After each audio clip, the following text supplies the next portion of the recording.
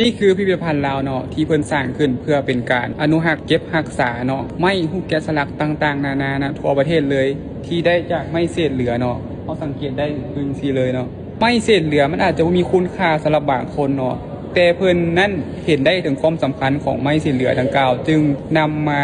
แปรรูปเนาะหรือว่าประยุกต์หรือว่าแกะสลักให้มันมีความสวยสดงดงามและจะปฏิสถานไว้แบบที่ไปซัวเส้นลูกเส้นหลานเลยก็ว่าได้เนาะซึ่งเป็นมูลมรดกของชาติลาวเฮาเลยนี่เนาะถึงว่าไม้มันจะมีตำหนิแต่เพิ่นก็ยังจงตำหนิไว้ให้หลายที่สุดเนาะเพื่อคงรักษาเอกลักษณ์เดิมของไม้นั้นไว้เนาะคือสังเกตได้ว่าจะมีหน้าของพระเจ้าเนาะจะมีแต่เครื่องเดียวเพราะว่าอีกเครื่องนึงเพิ่นจะปาไว้เป็นรูปไม้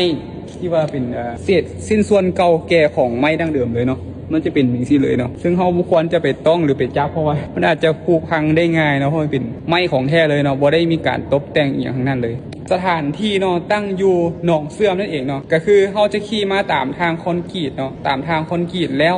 มันจะมีป้ายบอกเนาะแล้วเขาก็ขี่เข้ามาเลยมันจะเป็นทางแดงเนาะทางดินแดงเข้ามาแล้วก็ถือว่ากว้างใหญ่ไพศาลอีหลีเนาะค่าบริการในการเข้าชมกับประมาณผู้100,000 กีบเนาะสำหรับคนลาวเดี๋ยวข้าพเจ้าจะปักหมุดแผนที่ให้เนาะเป็นสแกนแผนที่ไว้ให้เพื่อว่าไผเนาะอยากพาพี่พาน้องพาพ่อพาแม่มาชมด้วยตนเองเนาะผู้ที่มักศิลปะและความสงบเนาะสามารถมา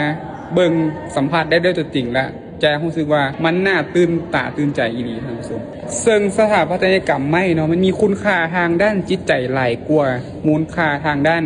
ทรัพย์สมบัติหรือว่าทรัพย์สินเป็นเงินเป็นคำเนาะดังนั้นเราจะบ่สามารถประเมินราคาได้เนาะสิ่งใดที่ถูกจัดแสดงอยู่พิพิธภัณฑ์เราจะบ่สามารถประเมินราคาได้เพราะว่ามันมีมูลค่ามหาศาลซึ่งเป็นมรดกของชาตินั่นเอง